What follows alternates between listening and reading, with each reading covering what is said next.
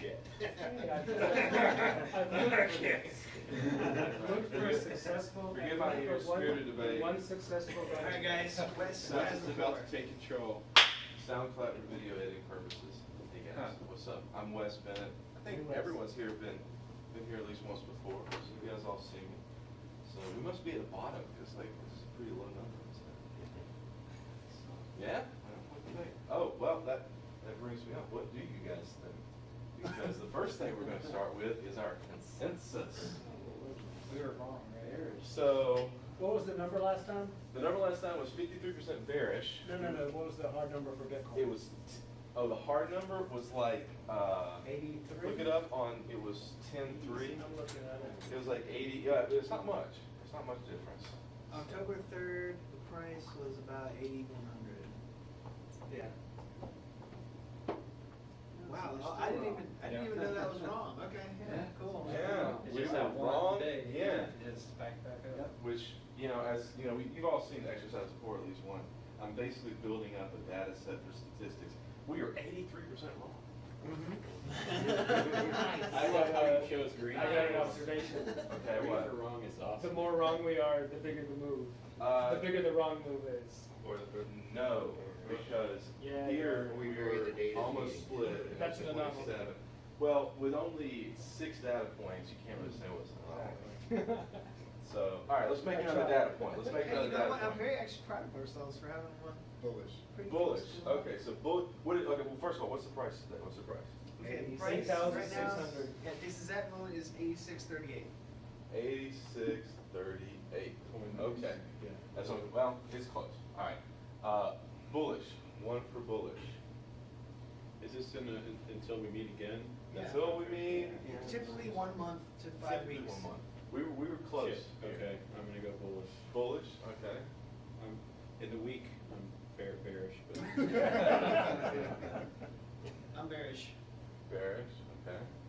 For the month? Bullish. Bullish. Into December. Yes. Double. Think it's gonna double? Yeah, no, I'm. Double, he's No, no, I'm bull. bull. I'm bull. Double Okay. slash No, double. no. Oh, the bull. Okay. Double. Doubles. Okay. Cute. I say bearish. Bearish. I had to check the charts for everything. Okay. Bear. Bear. Okay. Raise it back. Bear. Bear. Dang it. You're the tiebreaker. Wrong. Bull. Bull. Bear. Oh. Okay, you got a tiebreaker. Let me take, You let me guys take, take a tie. let me take absentee. So the votes. price Oh is yeah, gonna take be it exactly exactly 86. I posted this the other day. I took a step. I took time off my game to come in the channel and get my perspective. So You gotta come on for He was like, pause. you don't get the pause anymore. You know, they keep going. So. All right, But, let's see here. Take me in the room and see what One we hyper come key up is with. installed. That was a Yeah. while ago. The next time you type in hyper. All right, we'll add to that as time goes along. And So- then you can do, what's the hyper virtualization? What I want to talk about today is the order book.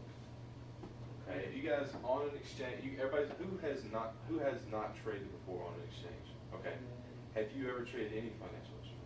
I have traded stocks. Okay, stocks.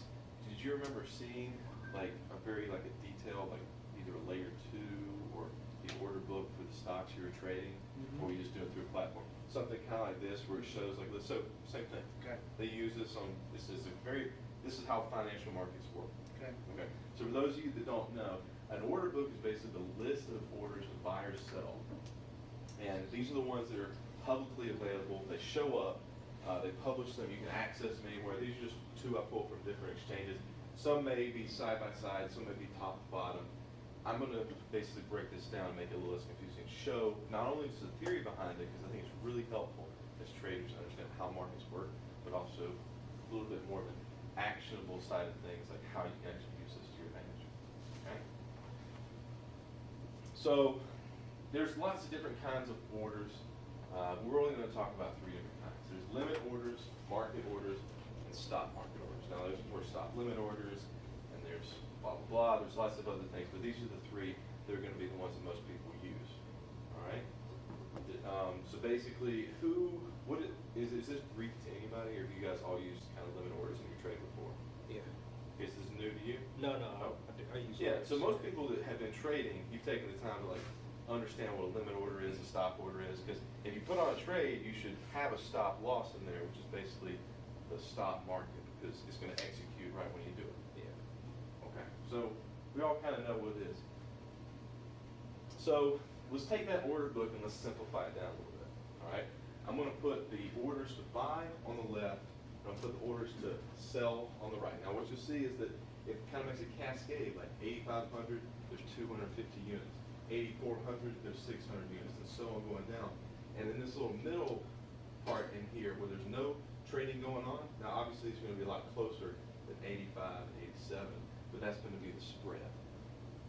And so a lot of people, they come in here and they want to arbitrage that spread. They think there's something there. It might be, but usually that's the difference between the two is gonna be something having to do with the interest rate or fees. Or fees, yeah, as it is in the space.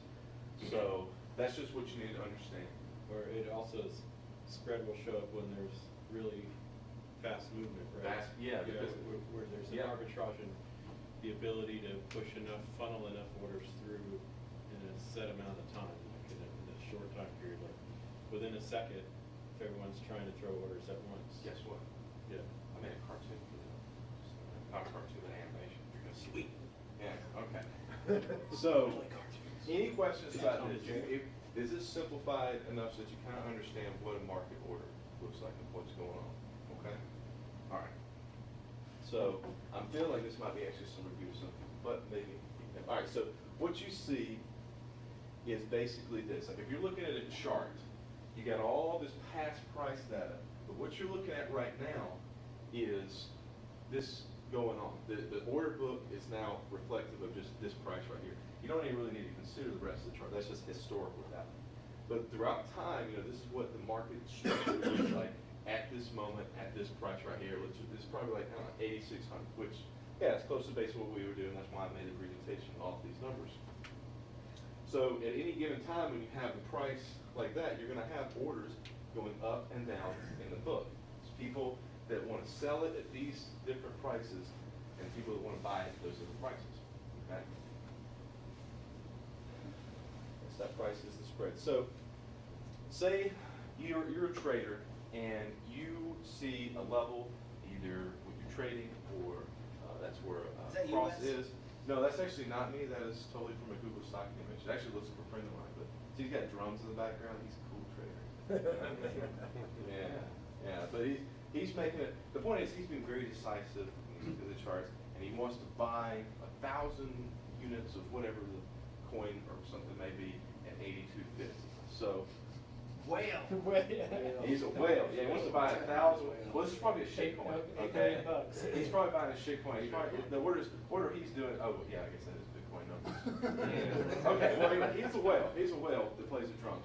So what he's going to do is, if he goes and puts in a limit order here, it's going to basically sit in the order book right between 8,300 and 82.5. It's going to look like that. Now his order is in the order book, and he can actually go and see it. You can see your order. Most exchanges will highlight it for you where your order is, and you can see it as price kind of inches to it. You're staying about 2 or 3 a.m. That's your price, like somebody I know. 82.51. 82.51. It's going to get there. 82.50 and 50 It's going to cents. come off of it. And then It's like 3 filled, 4 filled, 5 filled, dump. Oh. I'm genius. I caught the exact top and it didn't fill. Nope. Exactly. So, yeah, he inputs that order. It's in the book now. All right. So, how are orders filled? Well, somebody comes in and wants to buy all the things. He needs to get out of his 2,000. It's an even bigger whale comes in. He's got to liquidate because he thinks Bitcoin is, going to do what I don't know. So he executes a sell market order for 2,000. Well, what that 2,000 is going to do is it's going to come down the order book, take out the 250, take out the 600, take out that right there, and fill it all the way down to there, and there that guy gets the partial fill. Because it needed to take out all these existing orders to come down to here. He, the trader before, did I put him back in here? Yeah, he's sitting there getting that partial fill, like Rich just said. He's sitting there like, do do I close it? Do do I get more? Do I buy more? I don't know. So maybe it'll come and fill the rest, or it could come off that level. Who knows? But that's basically what happens when someone comes in and buys, and that's what basically moves price. Because what ends up happening is the algos, because humans can't do it that fast, they come in almost immediately if you're watching it, and they fill in the order book down to that new price above it, because they're working like that. You've seen it if you've gone through there, because nobody comes in and does that, but they have scripts and algos that come in and fill in that price for you. Market maker bots, exactly. Other exchange, they've got somewhat other exchanges, they're arbitraging. It happens lightning fast and getting even faster because there's money to be made there. Some little small amounts. There's the animation. Any questions about all that possibility? That's cool, because I've never seen a visual of that, but I kind of conceptually figured it out over many trades. So. Eventually you do, but I don't know my too. So, It makes sense after you stare at it for hours on end, but yeah. having it explained to you beforehand is. By And the way, it's Wes, really we fun to got watch. one absentee so far for Bear. Looks like Bitcoin's going up. Oh, with 83%. Just saying, there's what is it, 17% chance that it could go that way. Yeah, but the one time we were wrong, we only moved like half a percent. So what, you need a Yeah. 5-to-1 risk to reward? Yeah, that's good thoughts on that. All right, so why price moves? Basically, market orders, more or less, move the price because they come in and they take the price that is available at that time. And they move the market because they need to fill that many units. And so they're going to go find it up or down the order book, wherever it may be. So let's look at some more visualizations here. So again, we're back to a historical price chart that's settled about right here. So what you may notice, if you've been looking at the order book, drawing your lines, is that at some major levels, like that high up there, or this low in this little range right here at the bottom, you've got bigger orders. You've got big orders up here, like there's 5,000 units here, whereas above it's 100, 200. They're kind of obvious, they're very conspicuous, these things right here. And the term was basically when you have these, you can find that sometimes these orders might match with support resistance. Now some people want to use this. And what you call these are buy walls and sell walls, essentially. But how good are they? What do you guys think? No, he's shaking his head. Not very good at all. Well, they They why? make you sad, Why do they make you sad? because it looks obvious, like that's gonna be 'Cause they able can to go hold away back like the that. price. They wash go away trades, like that. and They evaporate. As soon as They price gets evaporate. closer, they go away. You just never know. spoofing. You never Yeah. know. Sometimes it's spoofing, sometimes it's real, you never know. And every time you think you know, Explain it what says the spoofing is. opposite. I know what it is. Is it a wash trade? No, it's making orders that you don't expect to actually get filled to make it seem like there's buyers at a certain level. So you put in like buy $1 million, Or it might It's a start- fake it- buy it wall. might and start then they shooting have it away. automated to where if price actually gets anywhere near that, it deletes the order before it actually gets executed. Pulls up. And usually that's in hopes of trying to get it to go further because you have selling pressure. It's like, oh, well, if I sell down to here, there's going to be people to buy it. Whoops, there's not. And then when you all of a sudden That pull the goes. rug of support that people are watching, they're like, oh my God, there's nothing there, I've got to get out. Yeah. And then you cause market panic because someone who's about to buy $1 million worth of Bitcoin all of a sudden isn't. But they can quickly evaporate, just like we were talking about. So again, that guy pulls his buy wall, and that thing can just clear out the order book like that, and they can go through. But let's go through that a little more step by step, how simple that can happen, because this is actually very useful. So stop market orders, you can either use them for stop loss, or you could use them for an entry, like a breakout entry, if that's what kind of strategy. So basically, we're looking at this chart right here, and we're long. Well, no, excuse me. I'm getting ahead of myself. It's coming up to this point, and we want to sell it. Okay. So we have, let me get a little footer right here first. So, stock market orders, they are when you put your order in, or someone else does, they are on the exchange, but they don't show up in the order book. Does that make sense? They're sitting out there and waiting for a certain condition to be met, and that condition is typically going to be price gets up to a certain level. At that point, when price gets up to that level, it's going to execute a market order to buy at that point. Making sense? Mhm. Okay. So So what's the difference between what you just described and the numbers on the right? Because in that, I want to sell 4,000 at 9,100? Those are limit orders. these Oh, are, you're right, these are, right, yeah, right, these right. are the limit orders in the book. The reason I dotted these is because you don't see these, but people have put these It's in. an if condition, and they're gonna exist, Yeah. they're only gonna exist once that price gets hit. If we get to this price. The order then- gets created then buy. then and only then. Yeah, and then it executes that. And it also executes immediately since it's a market order. So, like we, in our trade, you know, we sold it here when price was going down, and we put a stop loss above the range, makes sense, because if it goes above that, that's what our risk is. So when we put that stop loss in, nobody else is gonna see it except for us, but that stop loss is gonna exist in the list of prices, and the exchange is gonna know about it. For when it gets up to this level that we have identified, say 8,800, then it's gonna execute and get us out of that trade. The only way it can get us out of the trade, if we're short, is to buy to get us out. And so what it's gonna have to do when it does a market order is go through that order book, find whatever it needs to fill that order. And notice here, you know, we're trying to buy 200. There's only 20 and 50. So do you think we're gonna get out at all 8,800? No. So what's that gonna do? You know, our stop order itself is gonna actually move the market because we're big enough to do that depending on where it is. And we might not get the price that we wanted. We'll have to take what we can get. Because that market order is just gonna take the market price, which is whatever's out there on the market at the moment. It's called slippage. Thank you. I didn't put that in there. That's what it's called. It's called slippage. Yeah. When you don't get what you want. When you don't get what you want, it slips up the order book to the next price Like available. the Rolling Stones If said, the order "I'll book give is it to too you." thin, just fill your stop. Right. Now, if you're trading small, this is rarely gonna be a problem. But when you trade in very liquid products that don't have many orders out there, not many people are trading them, not many market makers out there, then you'll get slippage a lot. Things will actually move. Like you know, that's why they talk about whales coming in. It's because people will either a single person, which I doubt it, it's more of these Discord groups that get together, and they collectively, at a moment's notice, come in with big orders in thin markets, and they move the price because they try to do it unexpectedly when there's very thin orders in the order book, and then they can move the market. And then once they get to move the market, everyone else is like, oh, it's going. So they buy. Meanwhile, these people, if everything goes according to their plan, they're now selling at a higher price. That's how they can manipulate the market.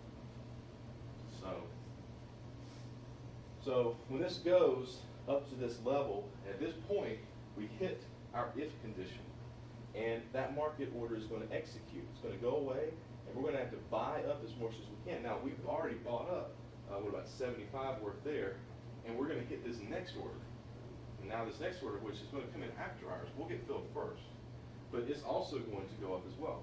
So it's very easy to see how when all these Chain things start to get chain reaction, it goes up, It's a cascade. and that's why you see these big bars. It's basically a cascade of orders that there wasn't enough volume to fill at the exact prices people wanted.